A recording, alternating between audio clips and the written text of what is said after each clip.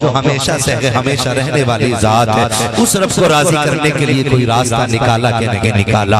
आज दुनिया परेशान है, सब कहते हैं मौलवी जी कोई वजीफा बता जाओ, कोई काम करने का तरीका बता जाओ, घर में बरकत नहीं हो रही है, फिर सब परेशान है, कोई रास्ता तो बताओ जिससे बरकतें आ जाए। मेरे अजीज, रास्ता इतनी आसानी से नहीं निकलने वाला है। अगर ये चाहते हो कि दुनिया भी तुम्हारी अच्छी हो जाए, आखिरत भी अच्छी हो जाए, अपने रब को राजी करने की कोशिश करो, अपने रब को मनाने की कोशिश करो। अगर आप ये कहेंगे खुदा कैसे राजी होगा, तो सुन, अगर उसे राजी करना है तो कभी दुरूद पढ़ के राजी करो। हजारों साल नरगिस अपनी बेनूरी पे रोती है, बड़ी मुश्किल से होता है चमन में दीदा पैदा। और वो कहा था किसी ने, हाफिज साहब, एजाज भाई मैं अकेला ही चला था जानिबे मंजिल, मगर लोग साथ आते गए और कारवां बनता गया और कारवां बनता गया।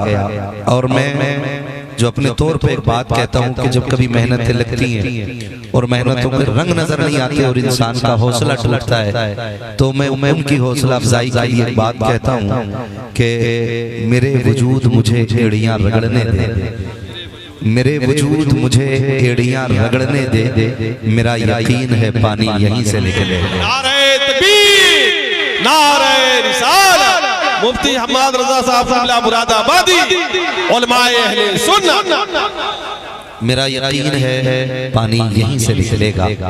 अजीजाने मिल्लत इस्लामिया आज बगदाद वाले की महफिल में बैठे हैं, उनके नाम से ये महफिल सजाई गई है और शुक्र रब का कि हम सुन्नी बरेली वाले लोग, ठीक है ना, जिनको इस बात पे यकीन है वही बोले हम सुन्नी, हम सुन्नी, हम सुन्नी बरेली वाले लोग। अल्लाह ने हमारी झोली में इमाम अहमद रजा जैसा इमाम डाला, और इससे बड़ी खुशनसीबी क्या होगी जिसने हाथ यहाँ से पकड़ के हुजूर की चौखट तक पहुँचाया है, और इस अंदाज में पहुँचाया कि लोगों ने जब अल्लाह की हमदो सना की तो मुझे तो कभी कभी लोगों की काबिलियत में शक भी होता है और कभी कभी ताज्जुब भी होता है कि ये लोग कौन से मदरसे में पढ़ के आए। एक किताब पढ़ी जाती थी तो उसमें अल्लाह की हमद बयान की गई। बहुत अच्छी बात इमरान भाई ने कही कि नात के अशार तो पढ़े गए लेकिन हमद के शेर नहीं पढ़े गए। यकीनन ये हमारे असलाफ के उसूल और हमारे तरीके के खिलाफ है। हमारी महफिलों का आगाज पहले जब भी होता था ना, तिलावत के बाद अल्लाह की हमद पढ़ी जाती थी, हमद होती थी, उसके बाद फिर नात होती थी। और बहुत सारे शोरा का तो ये उसूल था कि अपने कलाम का आगाज ही हमद से किया करते थे। तो ये बरकत का सबब होता है, बरकत का सबब होता है। कभी भी होना, मैं तो मशवरा देता हूँ दुनिया के तमाम शोरा को, जब भी आप अपनी महफिल का आगाज करें वो भी हमद से करें, और अपनी नातखानी का आगाज करें वो भी हमद से करें। इंशाअल्लाहुल अजीज अगर नात से जिंदगी में 4 चांद लगते हैं ना, हमद 7 शुरू कर दो, अल्लाह जिंदगी में 8 चांद लगा डाले। तो ये बड़ी जरूरी चीजें हैं जिनको हम छोटा समझ के नजरअंदाज कर जाते हैं। तो ये हमारा तरीका जो है ये बरकरार रहना चाहिए। ये हमारा तरीका कैसा रहना चाहिए? बरकरार रहना चाहिए। तो मैं अर्ज कर रहा था लोगों ने हमने बयान किया, तो वो जो एक शेर कभी कभी मिसरे मुझे याद आते हैं, बकरी गाय भैंस बनाई खाने को दी दूध मलाई, लिखता जाऊं पढ़ता जाऊं आगे आगे बढ़ता जाऊं, है ना। तो अल्लाह की हमद बयान किस चीज से की? उन्होंने बकरी गाय भैंस बनाई, बकरी गाय भैंस बनाई। मैंने कहा ये देखो जात कौन सी है और बात कौन सी की है आपने। यूं तो हर शय उसकी कुदरत का शाकार है, जिस शय को देखो आप उसकी कुदरत का शाकार है। मियाँ एक पौधे की तरह कोई पौधा नहीं बना सकता, तो गाय की तरह गाय कौन बना सकता है? मगर फिर भी हम कहते हैं जिस जात की हमद कर रहे हो ना, तो फिर उतना बड़ा शाकार भी तो लेके आओ। लोगों ने उसकी हमद में बकरी गाय का तज़किरा किया, दूध मलाई की बातें की, लेकिन जब किसी जात की हमद मेरे इमाम ने की है ना तो बकरी गाय का तज़किरा नहीं, बल्कि कलम उठा तो कहते हैं आप कहते हैं वही रब है जिसने तुझको हमतन करम बनाया, हमें भीख मांगने को तेरा रास्ता बताया, तुझे हमद है खुदाया, तुझे हमद है खुदाया। वो कवारी पाके मरियम व नफख्तु फीह का दम है अजब निशाने आज़म, मगर आमिना का जाया वही सबसे अफजल आया, वही सबसे अफजल आया। तुझे हमद है खुदाया, तुझे हमद है खुदाया। शुक्र है रब का, उसने हमें इमाम भी इमाम अहमद रज़ा जैसा दिया, उसने हमने उन्होंने हमद भी की ना तो नात के रंग थे, नात के रंग उनकी जिंदगी आप देखिए। और फिर उन्होंने जब नात लिखी कलम तोड़ दी, सरवर कहूं के मालिक को मौला कहूं तुझे। इस रंग को ना आशिकी समझ सकता है, कोई चरसिया या भांग पीने वाला इस रंग को नहीं समझेगा। कई शाहिद तो ये कह बैठे आला हज़रत शायरी नहीं, मैं कहता हूं उनके शेर का वजन तो लाके दिखाओ, है ना। सबने अपने अपने रंग दिए, लेकिन मेरे इमाम का रंग ही निराला।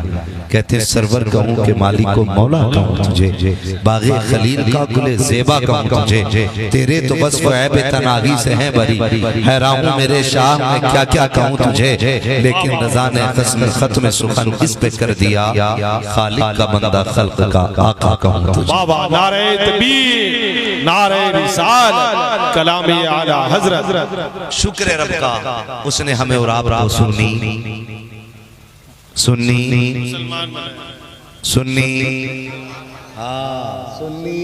मुसलमान सुन्नी बरेली वाला है ना। सुन्नियत का दावा तो सारे ही करते है ना, लेकिन इम्तियाज इमाम अहमद रज़ा के नाम से होता है, इसीलिए आला हज़रत का नाम जोड़ा जाता है। तो शुक्र रब का, उसने हमें और आपको सुन्नी बनाया। हम सारे वलियों के मानने वाले लोग, हम सारे वलियों के मानने वाले लोग, और मैं उन्हें भी दावत फिक्र देता हूँ जो कौम के अंदर अपनी अपनी खानका उठाकर झगड़ा पैदा कर रहे हैं और आला हज़रत को गालियाँ देते हैं। मैं कहता हूँ मसला के आला हज़रत को समझना चाहते हो तो सुनो, मसला के आला हज़रत यही है कि वारिस पाक भी हमारे हैं, साबिर पाक भी हमारे हैं, हाँ मदारे पाक भी हमारे हैं, अजमेर वाला भी हमारा है, बगदाद वाला भी हमारा है। सारे वलियों का एहतराम करने वाला ही मसला के आला हज़रत वाला है। हाँ, वरना अगर अपनी अपनी रोटी सेकना मकसूद होता ना तो मुफ्ताज शरिया के दौर में उनसे ज्यादा किसी के मुरीद नहीं थे, मुफ्ती आजम के दौर में उनसे ज्यादा किसी के मुरीद नहीं थे। अगर अपनी अपनी रोटी सेकना होता ना तो वो सबको मना कर देते, कहते कहीं नहीं जाना, खाली हमारे पास आना है, तो दो रोटियों की कमी नहीं रहती। लेकिन उन्होंने नहीं, उन्होंने अपने घर की हिफाजत नहीं, अपने बैंक अकाउंट की हिफाजत नहीं, हुजूर की उम्मत के ईमान की हिफाजत की। तो इससे भी सबक हासिल करना चाहिए। रब का शुक्र है हम सारे वलियों को मानने वाले लोग हैं और इसी को मसला के आला हज़रत कहा जाता है, इसी को मसला के आला हज़रत कहा जाता है। रुक के मैं बात करूं, अल्लाह आपको सलामत रखे। वली कौन होते हैं? वली होते हैं अल्लाह के दोस्त।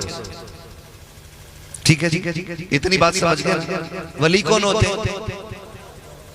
जोर से अगर नहीं थके हैं तो बोलिएगा, और मैं इसलिए आपसे बुलवा रहा हूँ। देखिए मुझे बोलना है तो मैं तो बोलता ही रहूँगा, इसलिए भी आपसे कहलवा रहा हूँ ताकि आपको ये बात याद आ जाए। हम जब मदरसे में थे, अगर कोई हर्फ हमसे अदा नहीं होता था, उस्ताद बार बार रिपीट कराते थे, रिपीट कराते थे, यहाँ तक कि वो लफ्ज हमारी ज़बान पे आ जा, ठीक है ना। तो कह लेने से याद आसान हो जाता है। वली कौन होते हैं? याद रहेगी ना इतनी बात। वली कौन होते हैं? अल्लाह के दोस्त। अब ये एतराज किया जाता है सोशल मीडिया पे, कुछ बरसाती नाटक निकल आए, करामतें लगाते हैं, फिर उसमें हंसी की मोजी लगाते हैं। कई अबुल हवन्नत तो ऐसे हैं, कहते हैं ये देखो जी बरेलवी देखो, बरेलवी देखो, ये कह करके ना लोगों को बदगुमान करने की कोशिश करते हैं। कई बार हमें कब्र पुज्जा कहा जाता है, कई बार हमें बिदअती कहा जाता है, मुशरिक कहा जाता है। तो पूरी दुनिया को बता दो, हम वलियों को मानते हैं मगर उनकी इबादत नहीं करते। इबादत सिर्फ अल्लाह की करते हैं, लेकिन वलियों को मानते हैं। क्या मानते हैं? हम वलियों को रब का दोस्त मानते हैं। ठीक है, वलियों को रब का दोस्त मानते हैं, हम वलियों को खुदा नहीं मानते। माज़अल्लाहि रब्बिल आलमीन, हम खुदा का दोस्त मानते और मज़ारों पे जाकर हाथ उठाते। तो माज़अल्लाह, इसका मतलब ये बिल्कुल नहीं है कि ये मज़ार वाला खुदा है, बल्कि इसका मतलब ये होता है इसकी चौखट पे आके इसका वास्ता दो तो जो रब हमारी मान नहीं रहा है इसके सदक़े में हमारी मान बन जाएगी।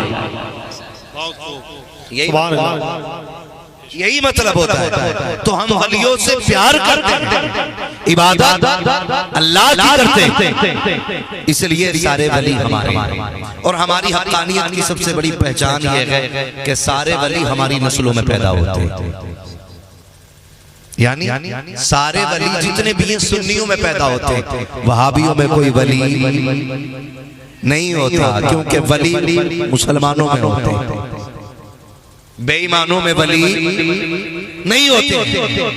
हाँ, बेईमानों में वली नहीं होते, ईमान वालों में वली होते। तो इसलिए सारे वली हमारे, ये हमारी हक़ानियत की बहुत बड़ी दलील है। अब अगली बात आपसे करूं, हम तो सारे वलियों को मानने वाले। अच्छा, एक बात बताइए, ये वली कैसे बनते? कभी गौर किया? वली बने कैसे? ये तो था नहीं कि मोहर लगी हुई थी और एकदम बन गए, है नहीं ना? वली ऐसे बने कि उन्होंने रब को राज़ी किया। क्या किया उन्होंने? रब को राज़ी किया। वली ऐसे बने कि उन्होंने रब को राज़ी किया। अब आप समझने की कोशिश करें, अल्लाह हर मिसाल से पाक। पहले ये सुने, कोई शय उसकी मिसाल नहीं बन सकती है, लेकिन तकरीब फहम के लिए अपने रोजमर्रा के उसूल आपको बताओ। मान लीजिए कोई अधिकारी हमसे नाराज है, हमारी बात नहीं सुन रहा है, हमें उसे अपनी बात सुनवाने के लिए, मनवाने के लिए उसे राजी करना जरूरी होता है, तब वो हमारी बात सुनता। लेकिन राजी करने के तरीके भी अलग अलग होते हैं, राजी करने के तरीके। कभी कभी उसके एहसानात याद दिलाए जाते हैं, कभी कभी उसके इनामात याद दिलाए जाते हैं। और अगर उसका एहसान और इनाम हम पे ना भी हो, तो अगर उसका बच्चा बैठा हो तो उसे गोद में उठा। कई बार 10-20 रुपए बच्चे की जेब में दे देते, और कभी बेटा कह के आवाज देते, कभी बाबू कह के आवाज देते। तो बाप कितना भी पत्थर दिलो ना, उसके बेटे से प्यार करो तो उसका दिल पिघल ही जाता है। इसलिए कि बाप लिए औलाद से प्यारी कोई चीज नहीं होती है ना। तो मैं ये बताना चाह रहा हूँ कि उसे राजी करने के लिए कोई ना कोई रास्ता निकाला जाता है। बता, जिसकी चंद सांसें हैं उसे राजी करने के लिए रास्ता निकालते हो, जो हमेशा से हमेशा रहने वाली जात है, उस रब को राजी करने के लिए कोई रास्ता निकाला कि नहीं निकाला। आज दुनिया परेशान है, सब कहते मौलवी जी कोई वजीफा बता जाओ, कोई काम करने का तरीका बता जाओ, घर में बरकत नहीं हो रही है, सब परेशान है, कोई रास्ता तो बताओ जिससे बरकतें आ जाए। मेरे अजीज, रास्ता इतनी आसानी से नहीं निकलने वाला है। अगर ये चाहते हो कि दुनिया भी तुम्हारी अच्छी हो जाए, आखिरत भी अच्छी हो जाए, अपने रब को राजी करने की कोशिश करो, अपने रब को मनाने की कोशिश करो। अगर आप ये कहेंगे खुदा कैसे राजी होगा, तो सुन, अगर उसे राजी करना है तो कभी दुरूद पढ़ के राजी करो, कभी सजदे करके राजी करो। अगर फिर भी राजी ना हो, मुस्तफा का वसीला पेश करो। अगर मदीने वाला राजी हो जाएगा तो काबे वाला भी। नारे तकबीर, नारे रिसालत, अज़मते मुस्तफा, रिफ़अते मुस्तफा, शौकते मुस्तफा, उलमाए अहले सुन्नत, मसलके आला हज़रत। ऑपरेटर साहब हैं, इको कम कर दीजिए, बात समझ में आनी चाहिए। मैं बात करने आया हूँ, शोर मचाने नहीं। तवज्जो है ना सारे लोगों को? तो कभी सजदे करें, कभी दुरूद पढ़ें। जब वो राजी हो जाता है ना, तो फिर वो ऐलान कर देता, जिसका मैं हो जाता हूँ कायनात उसके कदमों में डाल देता हूँ। जिसका मैं हो जाता हूँ कायनात उसके कदमों में डाल देता हूँ। फिर मेरा ऐलान हो जाता, चल कायनात मेरी है, मर्जी तेरी चले, जैसे तू कहेगा वैसे ही किया जाएगा। लेकिन जानते हो तो जो है सारे लोगों की, मैं चलूंगा एक बहुत बड़ा नाम हजरत बैलून दाना रहमतुल्लाहि तआला। ये कौन है? ये वो हैं जो एक दिन नदी के किनारे बैठ के मिट्टी का घर बना रहे थे।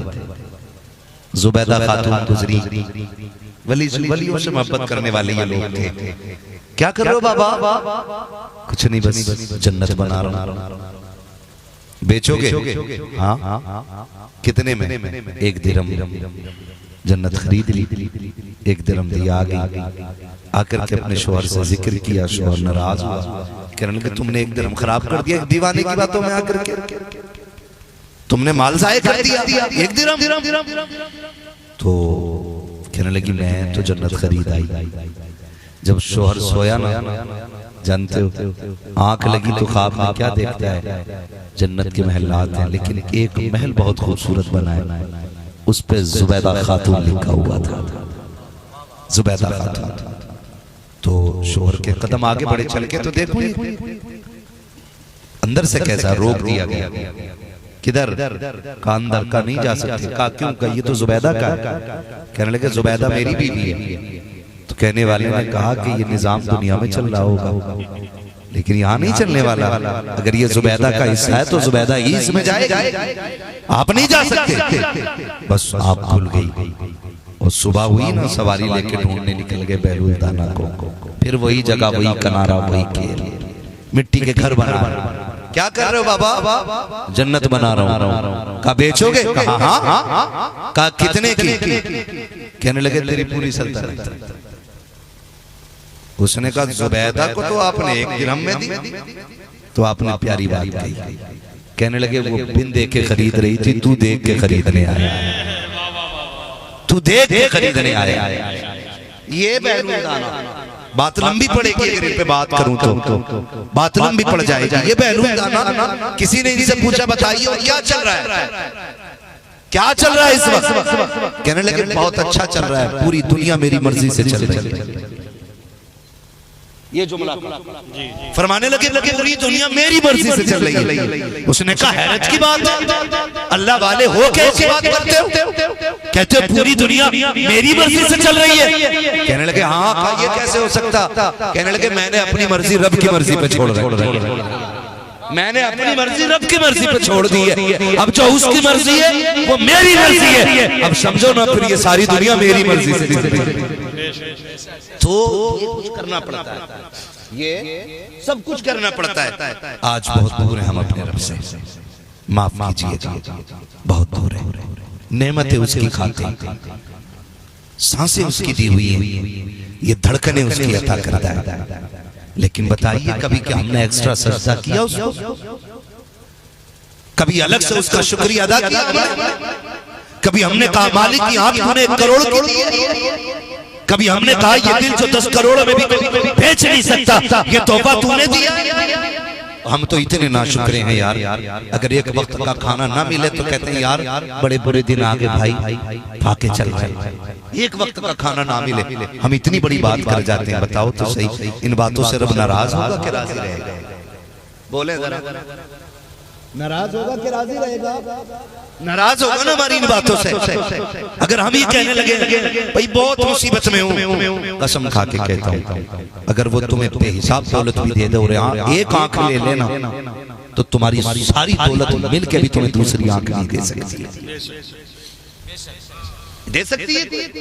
मैं तो अगर आंख की बात करूं हजरत जी, मैं तो खुल के अपने रब के हवाले से बात कहता हूं। बात समझे जरा, ये हाथ अल्लाह ने दिए, ये पैर अल्लाह ने दिए। तुम नहीं देखते हो कितने लापरवाह नौजवान जब गाड़ियों में बैठ करके एक्सीलेटर खींच देते हैं और माँ बाप फिक्र किए बगैर कह देते हैं, कोई फिक्र नहीं है, कोई आगे पीछे रोने वाला नहीं है, बड़ी आसानी से जाकर के चौक में टकरा जाया करते हैं। किसी की टांग टूट जाती है, किसी का हाथ टूट जाता है, आपके सुल्तानपुर से लेकर के दिल्ली एम्स तक और दिल्ली से लेकर अमेरिका तक किसी माई के लाल डॉक्टर में वो ताकत नहीं है कि जैसी हड्डी थी जोड़ को वैसी बना सके, इसलिए कि तुम जोड़ तो सकते हो लेकिन तकलीफ में खुदा का सानी कोई नहीं हो सकता, नहीं हो सकता है कोई, सिर्फ अल्लाह की जात ऐसी है कि जिसने जिंदाबाद जिंदाबाद तुम्हारा है छुप नहीं सकता, जिंदाबाद जिंदाबाद माशाअल्लाह नहीं सकता है। क्या तुमने नहीं देखा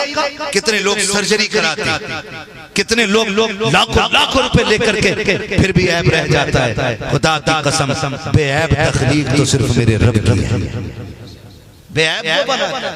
और हमें सोचना चाहिए मेरे भाई, कौन है हम? मुसलमान है ना हम लोग, कौन है हम लोग? हम फख्र से कहते हैं रब ने हमें मुसलमान बनाया, हमें शक नहीं है, हमें टेंशन नहीं है, शुक्र है उसने हमारा हर लुकमा हलाल रखा है, एक एक घूंट हलाल रखा है। वो रब पहचानो अपने रब को, जरा जाने हम अपने रब को बहुत दूर हो गए, बहुत दूर हो गए। हवेलियों की कसरत से कुछ नहीं होगा, सरों की तादाद से कुछ नहीं होगा। अगर एक बंदा अल्लाह वाला बन जाए ना तो जमाने का निजाम बदल देता है। वो कहा था ना खुदी को कर बुलंद इतना कि हर तकदीर से पहले खुदा बंदे से खुद पूछे बता तेरी रजा क्या है। ये रंग लाओ ना अपनी जिंदगी में, ये रंग लाओ। लेकिन क्या करें, मस्जिदें हैं हमारी लेकिन वीरान घर में कुरान रखा है, मिट्टी चढ़ गई, धूल चढ़ गई, कोई खोलने वाला नहीं। और हमारी प्रधानी में कोई शक नहीं, हमारी जमींदारी में कोई शक नहीं, हमारी अमीरी में कोई शक नहीं है।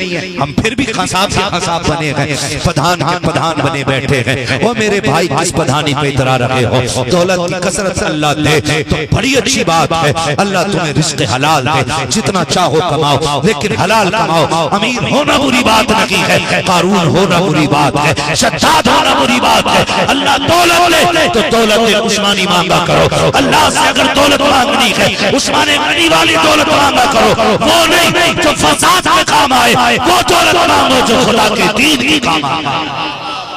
वरना पैसे वाले तो जमाने में, लेकिन वो सबकी दौलत कबूल नहीं करता है, सबकी दौलत कबूल नहीं करता है, अच्छे लोगों की अच्छी कमाई कबूल करता है। हमारा रब है, हमारा रब है, बुरा ना मानिएगा, बर्दाश्त कर सकते। आज हमारा मुआशरा हजरत कितना बिगड़ता जा रहा है, देखो तो सही। नौजवान बच्चे मेरे सामने बैठे और ये छोटे छोटे बच्चे भी हैं। खुदा के वास्ते हमारी कौमों के शौक बड़े गलत हो गए, शौक बड़े गलत हो गए। कई जगह ना मोबाइल चल रहे हैं तो उसमें जो रील्स बनाने पे हम लोग उतर आए ना, हमने इस्लाम की फिक्र छोड़ दी है। उलमाए अहले सुन्नत सदर जलसा हज़रत अल्लामा मौलाना मुफ्ती रमज़ान साहब दामज़िल्लहुल अली, नक़ीब जलसा हज़रत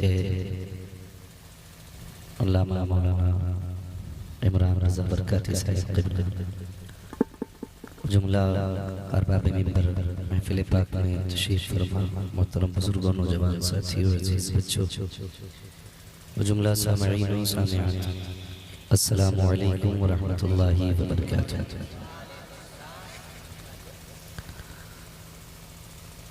अल्हम्दुलिल्लाह अल्हम्दुलिल्लाहि रब्बिल आलमीन वल आक़िबतु लिल मुत्तक़ीन वस्सलातु वस्सलामु अला रसूलिहिल करीम। अम्मा बाद फ़अऊज़ु बिल्लाहि मिनश शैतानिर रजीम। बिस्मिल्लाहिर रहमानिर रहीम। या अय्युहल्लज़ीना आमनुत्तक़ुल्लाहा व कूनू मअस सादिक़ीन।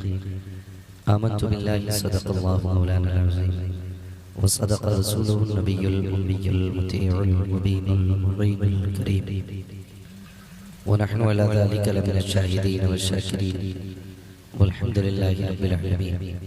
या खुदा बहरे जनाबे मुस्तफ़ा इमदाद कुन, या रसूल अल्लाह बहरे खुदा इमदाद कुन, या शहीद करबला, या दाफिए करबो बला, गुल्लुखा शहजादे गुलगुम क़बा इमदाद कुन, गौसे आज़म बने बेसरो सामा मददे क़िबला दी मददे काबे ईमा मददे बगिरदा बे भला उफ्ताद कश्ती मदद कुन या मुईन अद्दीन चिश्ती क़ादिरी नारे या गौसे आज़म मीज़ानम दमज़ शेख अहमद रज़ा खां क़ुत्ब आलम मीज़ानम बलगल उला बिकमालिही कशफत दुजा बिजमालिही हसनत जमीअ ख़िसालिही सल्लु अलैहि व आलिही करूं तेरे नाम पे जां फिदा न बस एक जां दो जहां फिदा दो जहां से भी नहीं जी भरा करूं क्या करोड़ों जहां नहीं। जिसको अपने नबी से जितनी मोहब्बत का एहसास हो कोशिश ये करें कि उतनी ही आवाज़ के साथ रसूल और आले रसूल की बारगाह में दुरूद व सलाम की डालियां निछावर कर लें। पढ़ें बावाज़े बुलंद सय्यदना व शफीना व नबीना व मौलाना मुहम्मदिन जूदी वल करम व आलिहि व अस्हाबिहि व बारिक वसल्लम सलातु व सलाम अलैका या रसूलल्लाह सल्लल्लाहु तआला अलैहि वसल्लम। मैं सबसे पहले मुबारकबाद पेश करता हूँ आपके खतीब इमाम हाफिज़ कारी ताजदार आलम साहिब क़िबला और उनके जुमला रुफ़क़ा एजाज भाई और इनके जितने भी साथी हैं जिन्होंने इस महफ़िल को सजाने में कोशिशें काबिश और बेपनाह मेहनतें की हैं। अल्लाह करीम इनकी और हम सब की मेहनतों को अपनी बारगाह में कबूल फरमाए और परवरदिगार आलम आज की इस महफिल को हम सब के लिए ज़रिया निजात बनाए। गरज इस बात से नहीं है कि लोग कितने हैं या कितना बड़ा मजमा है कितना छोटा मजमा है, ये फैसले अल्लाह करता है। कितने सुनेंगे और कितने नहीं सुनेंगे ये भी उसी की मर्जी है, और कितने अमल करेंगे कितने नहीं कर पाएंगे ये भी उसी की तौफीक पर मुनहसिर होता है। चूँकि मेरी ड्यूटी लगी है कि मैं आपसे अल्लाह और उसके रसूल की बातें करूं, तो भाई रिजवान इमरान बरकाती साहब क़िबला की दावत पर मैं हाजिर हुआ हूँ। मैं आपसे बस इतनी सी गुजारिश करूंगा कि जितनी देर सुने मोहब्बत के साथ सुन लें। अभी इमरान भाई ने बड़ी अच्छी बात कही कि तारीख तो 26 ली थी लेकिन 27 लग गई है। कोई बात नहीं, आज 27 में कर रहे हैं तो कल 28 में कर लेंगे, है ना। अपनी तो लगभग कभी 27-28 दोनों में तकरीर हो जाती है एक ही स्टेज पे, कभी अगली तारीख में हो जाती है। लेकिन कोशिश ये किया करें कि अगर तकरीर सबसे पहले करा लिया करें तो ज़्यादा बेहतर है, क्योंकि थोड़ी सी बात ये भी होती है कि तकरीर में थोड़ी सख्त और सुस्त बातें होती हैं। यूँ तो 12 बजते बजते तबीयत बोझल होने लगती है सामाईन की भी, और फिर ऊपर से कड़वी बातें तो मुश्किल हो जाता होगा सुनना और समझना। लेकिन मैं इसलिए बोलने की कोशिश करूंगा कि इतनी रात को इतनी ठंड में हर कोई आगे नहीं बैठेगा, यहाँ वही बैठा होगा जिसके बैठने को अल्लाह और उसके रसूल ने कबूल फरमा लिया होगा। वरना कोई तो बात है, इतनी बड़ी आबादी में सिर्फ इतने लोग अगर बिस्तर छोड़ के जमीन पर बैठे हैं, कुछ तो है जो अल्लाह और उसके रसूल को आपको कुछ बातें पसंद आ गई है। वरना मैं तो ये समझता हूँ मेरी मर्जी के बगैर कोई मेरी बैठक में 2 मिनट नहीं बैठ सकता। हुजूर की महफिल में 5 घंटे कौन आके बैठ सकता है। तो यही कहना पड़ेगा जिसे चाहा दर पे बुला लिया, जिसे चाहा अपना बना लिया। ये बड़े करम के हैं फैसले, ये बड़े नसीब की बात है। अल्लाह ने इतनी रात को बिस्तर से उठा के अपनी महफिल में बैठा रखा है। कोई तो नेकी होगी जो अल्लाह की बारगाह में मकबूल होगी। अल्लाह करे ये बैठक हमारे लिए और आपके लिए जरिए निजात बन जाए। थके तो नहीं है ना अभी आप लोग? उम्मीद है अच्छे मेजबान है आप लोग। थक भी गए होंगे तब भी ना नहीं कहें, ना ही कहेंगे, हाँ तो कहेंगे ही नहीं। हाँ, सुल्तानपुर है माशाल्लाह। सुल्तानपुर कई एतबार से वाकई इमरान भाई मुझे अच्छा लगा। एक तो यहाँ पर बहुत ज्यादा लोग अफरा तफरी नहीं करते हैं, दूसरी बात ये कि यहाँ सुनने का मयार बहुत अच्छा रहता है, और तीसरी बात ये कि जो अखलाक और क्या कहूँ कि जो आपकी मुलाकातों की मिठास है ना, वो बरसों बरस याद रहती है। मुझे याद है सबसे पहले जब सुल्तानपुर आया था और हम बैठे थे तो एक बार बात चल रही थी इलाका कौन सा अच्छा लगा, तो मैंने कहा अगर आप जिलों की बात करें तो मुझे सुल्तानपुर सबसे अच्छा लगा। तो माशाल्लाह यूँ तो लोग अपने एतबार से सारी मेज़बानी करते हैं, लेकिन कभी कभी मेज़बानी भी बड़ी करनी लग जाती है। जब उनके लहजे देखो, जब उनकी बातें सुनो, जब उनकी अंदाज़े गुफ्तगू देखो, तो ऐसा लगता है यहाँ हमें आने की ज़रूरत ही नहीं थी, यहाँ तो आप ही काफ़ी थे, है ना। लेकिन अल्लाह आपको सलामत रखे। और मैं समझता हूँ यकीनन ये अच्छे उलमा की तरबियत का नतीजा है कि जहाँ पर माशाअल्लाह ज़ाहिर के साथ साथ बातिन भी सवरता नजर आता है। अगर आप मेरी कुछ कड़वी बातें बर्दाश्त कर सकें तो कह दें जरा या रसूल अल्लाह, या रसूल अल्लाह। करेंगे इंशाअल्लाह बर्दाश्त, है ना, नाराज तो नहीं होंगे। देखो ये जरूरी नहीं है घंटा डेढ़ घंटा तकरीर हो तभी बात होती है ना। मैं तो इस चीज़ का कायल हूँ और इस बात का आदी हूँ कि तूफान नूह लाने से आखिर क्या फ़ायदा, एक अश्क ही बहुत है अगर कुछ असर करे। आपने बहुत ही अच्छे अंदाज में नातो मनक़बत के अशार भी सुने, बड़े शरीफाना अंदाज में, बड़े खूबसूरत लबो लहजे में नाते सुनी है। उनसे पहले हमारे हिंदुस्तान की एक अजीम शख्सियत हज़रत अल्लामा मौलाना मुफ्ती अकील अहमद साहिब क़िबला, उनसे भी बड़ा खूबसूरत बयान सुना है। थोड़ी देर के लिए यह पीर फकीर भी हाजिर है, बस यूँ समझ लें कि हुजूर की नौकरी के लिए हाजिर हूँ। बस आपसे इतनी गुजारिश है, जितनी देर सुनेंगे मोहब्बत के साथ सुनेंगे इंशाअल्लाह, है ना। ये जलसा कितने दिनों में हो रहा है आपके यहाँ पे? आज पहली बार जलसा हो रहा है ना आपकी बस्ती में, है भाई? इतना बड़ा जलसा अभी तक नहीं हुआ है, ठीक है ना। मैं एक बात कह दूं कि जलसे सारे ही बड़े होते हैं, जिनमें हुजूर की बातें होती हैं वो सारी महफिलें बड़ी हो जाया, ठीक है ना। इंतजाम इतना बड़ा भले ना हुआ हो, लेकिन जलसे सारे बड़े होते हैं। तो इंशाअल्लाह जलसे सारे बड़े कहे जाएंगे। इंतजाम उतना बड़ा आज तक आप लोगों ने नहीं किया। अल्लाह सलामत रखे और अल्लाह आपकी उम्र में बरकत अता फरमाए। ये हसीन महफिल सजी है और सरकार बगदाद के हवाले से इस्लाही मुआशरा इस महफिल को मौसूल किया गया है।